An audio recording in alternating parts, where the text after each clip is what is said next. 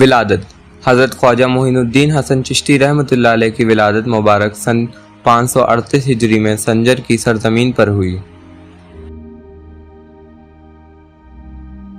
آپ کے والدین شریفین۔ آپ کے والد ماجد کا اسم شریف حضرت خواجہ غیاث الدین کاظمی سنجری اور والدہ ماجدہ کا اسم شریف حضرت بی بی سیدہ ماہنور تھا، جو حضور غوث پاک کی چچیری بہن تھیں۔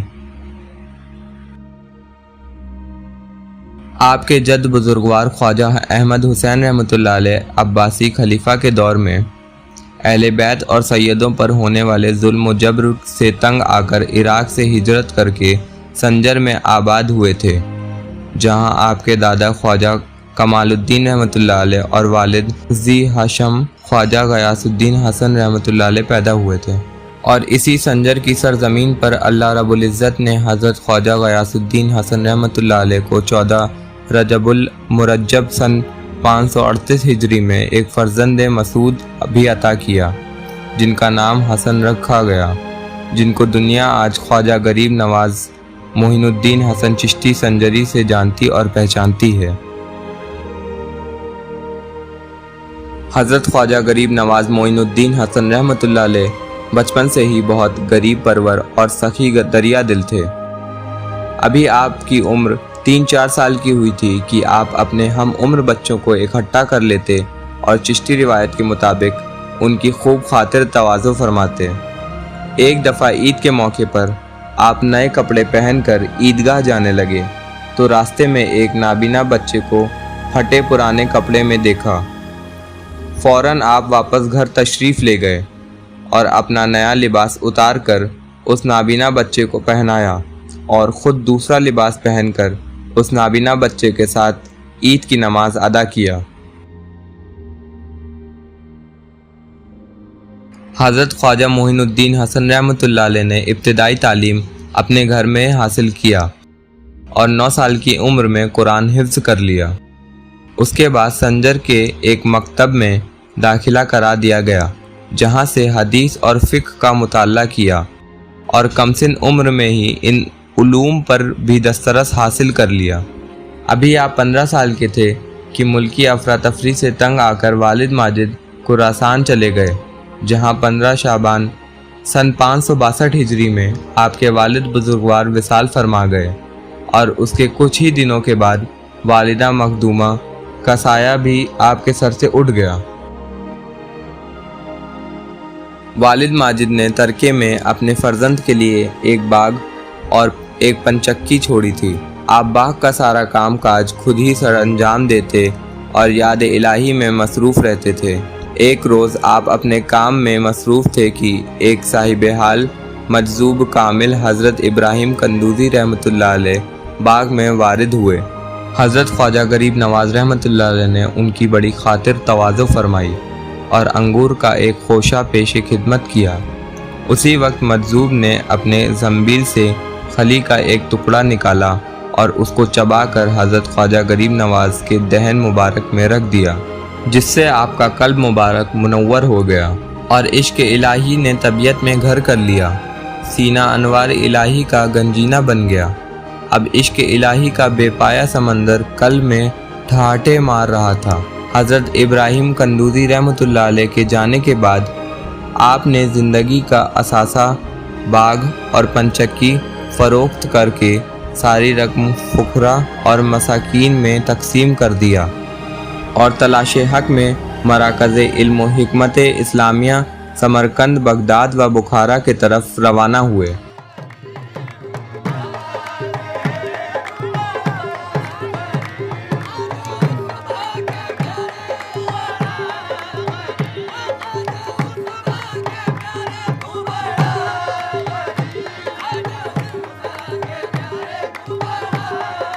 سب سے پہلے آپ خراسان سے ہوتے ہوئے سمرقند و بخارا میں مولانا حسام الدین بخاری رحمۃ اللہ علیہ اور مولانا شرف الدین رحمۃ اللہ علیہ کی خدمت میں حاضر ہوئے۔ سالہ سال کی مسافت طے کر کے شہر و شہر گھوم کر علماء و ماہرین سے ہر طریقے کا علم حاصل کیا اور پھر رموز طریقت کی شناوری حاصل کرنے کے لیے عرب ممالک کے سیاحت پر روانہ ہوئے اور مختلف ممالک سے ہوتے ہوئے آپ سنجان میں حضرت شیخ نجم الدین کبریٰ فردوسی رحمۃ اللہ علیہ، پیر و مرشد حضرت امیر کبیر سید قطب الدین محمد مدنی رحمۃ اللہ علیہ کی زیارت سے مشرف ہوئے اور کچھ دن قیام کرنے کے بعد وہاں سے بغداد شریف پہنچے اور حضور غوث اعظم شیخ عبد القادر جیلانی رحمۃ اللہ علیہ کے خدمت اقدس میں حاضر ہوئے اور 57 روز ان کی خدمت میں رہ کر تسکین روحانی حاصل کیا۔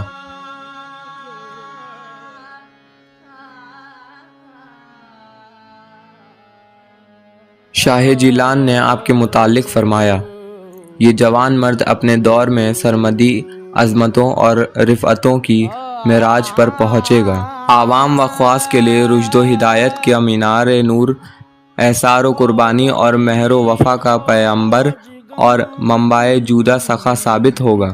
حضور غوث پاک رحمۃ اللہ علیہ کے بارگاہ میں بارآبی کے بعد آپ بغداد میں حضرت شیخ ضیاء الدین سہروردی رحمۃ اللہ علیہ کی زیارت سے شرفیاب ہوئے۔ عراق سے آپ مزید روحانی سربلندیوں کے حصول کے خاطر زیارت حرمین شریفین کے لیے روانہ ہوئے۔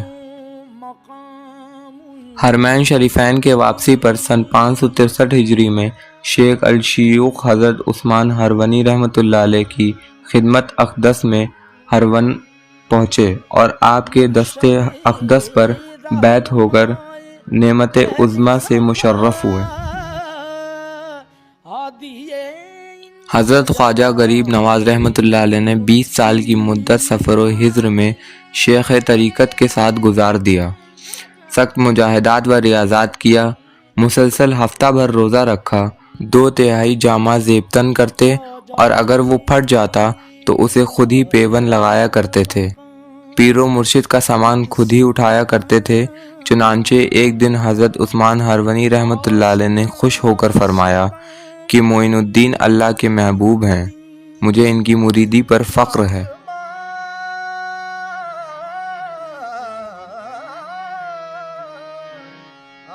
پیر و مرشد حضرت عثمان ہرونی رحمۃ اللہ علیہ حج بیت اللہ شریف و زیارت مدینہ منورہ کے لیے روانہ ہوئے۔ آپ بھی ہمراہ تھے۔ طواف کعبہ سے فراغت کے بعد محراب رحمت کے نیچے مرشد پاک نے آپ کا ہاتھ پکڑ کر بارگاہ ربوبیت میں آپ کے مقبولیت کے لیے دعا فرمایا۔ ہاتف غیب نے ندا دیا، معین الدین ہمارا دوست ہے، ہم نے اسے قبول فرمایا اور عزت بخشی۔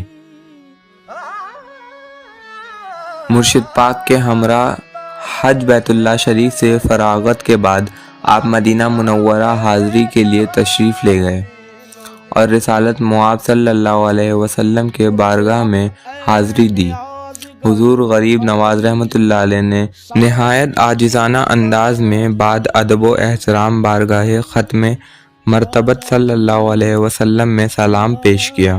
الصلاۃ والسلام علیک یا سید المرسلین و خاتم النبیین۔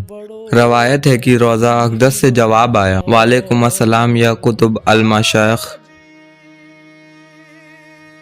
اسی رات سرکار غریب نواز رحمۃ اللہ علیہ کو عالم رویا میں حضرت سرکار رسالت مآب صلی اللہ علیہ وسلم کی زیارت نصیب ہوئی، جس میں آپ کو ہند کی ولایت تفویض فرمائی گئی اور تبلیغ اسلام کا حکم بھی صادر ہوا۔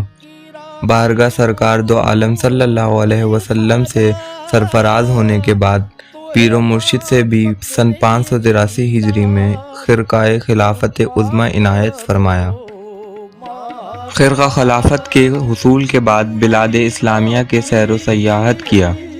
بغداد میں حضور غوث پاک رحمۃ اللہ علیہ کے اکتساب فیض کیا اور پھر پاک و ہند کی طرف آپ روانہ ہوئے۔ اس سفر میں آپ کے ہمراہ 40 درویش بھی تھے۔ آپ ان درویشوں کے ساتھ غزنی پہنچے اور سن 584 ہجری سے 588 ہجری تک آپ کا قیام غزنی میں رہا۔ پھر غزنی سے ملتان پہنچے، یہاں بھی سلطان شہاب الدین محمد غوری کی حکومت تھی۔ جنوب میں راجہ جے چند راٹھور اور مغرب میں پرتھوی راج چوہان کی حکومت تھی۔ پرتھوی راج چوہان کا ستارہ اقبال آپ کے سامنے غروب ہوا۔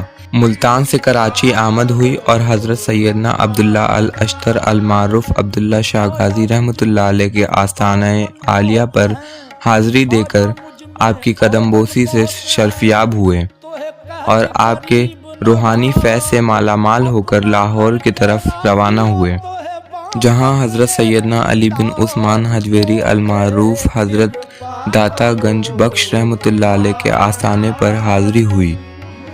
آپ نے 40 دن تک وہاں قیام کیا اور داتا صاحب کے فیض سے بھی مالا مال ہوئے، اور وہیں آپ کی شان میں یہ کلام ارشاد فرمایا: گنج بخش فیض عالم مظہر نور خدا، نہ کسی را پیر کامل کامل را رہنما۔ ہندوستان اجمیر میں آپ کی آمد اور قیام۔ سن 611 ہجری میں سلطان شمس الدین التمش کے دور حکومت میں 2 مہینے پیدل سفر کرتے ہوئے 40 درویشوں کے ہمراہ آپ اجمیر شریف راجستھان پہنچے اور اس سرزمین کو رشد و ہدایت کے لیے اپنا مسکن بنایا۔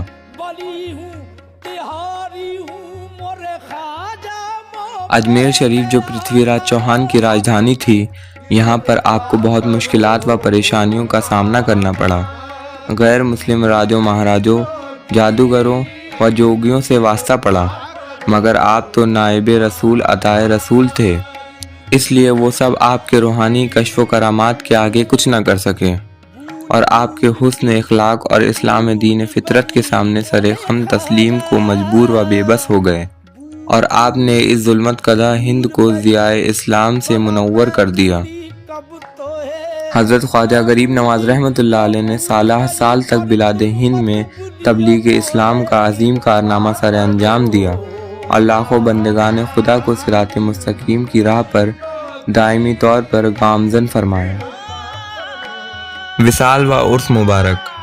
6 رجب المرجب سن 633 ہجری مطابق 16 مارچ 1236 عیسوی پیر کے شب سے دوشنبے کے صبح کے بیچ میں آپ کا وصال ہوا، اور جو حجرہ آپ کا قیام گاہ تھا وہی آپ کی آخری آرام گاہ بھی بنا، جو آج بھی حاجت روائے خلق ہے، جہاں ہر سال 6 رجب المرجب کو بڑی شان و شوکت کے ساتھ آپ کا عرس شریف منایا جاتا ہے، اور لاکھوں لوگ آپ کی بارگاہ میں حاضری دے کر اپنی منتوں اور مرادوں کو حاصل کرتے ہیں۔ انگریز لارڈ کرزن وائس رائے ہند نے سن 1902 میں آپ کے دربار عالیہ میں حاضری کا شرف حاصل کرتے ہوئے اپنے کتاب میں لکھا تھا کہ میں نے ایک قبر کو ہندوستان پر حکومت کرتے ہوئے دیکھا ہے۔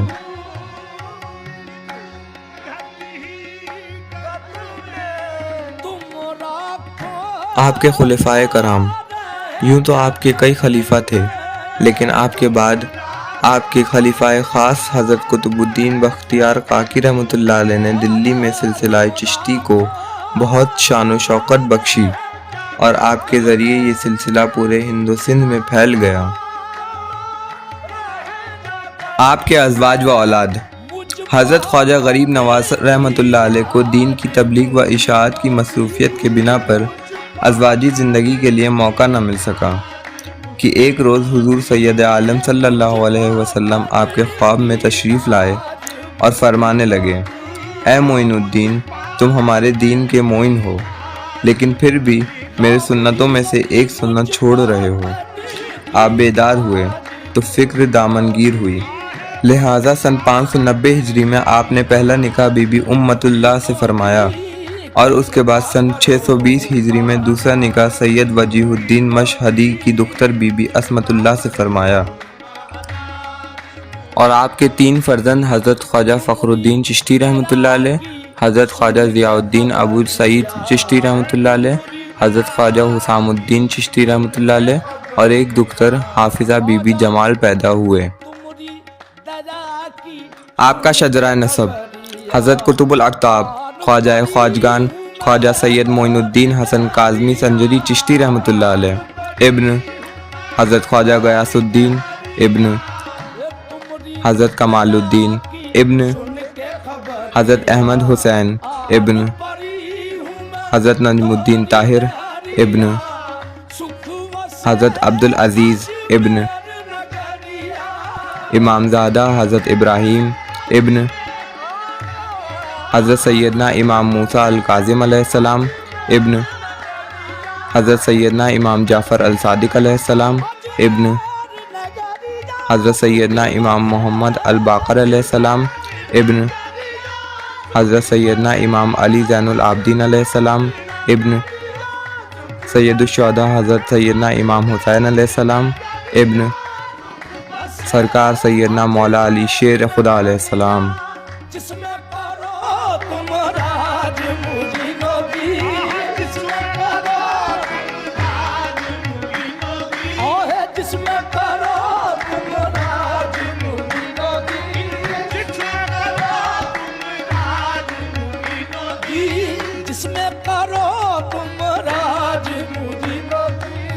نبھتی نہیں اب کیسے نبھاؤں، نبھتی نہیں اب کیسے نبھاؤں، تم بن کس کو حال سناؤں،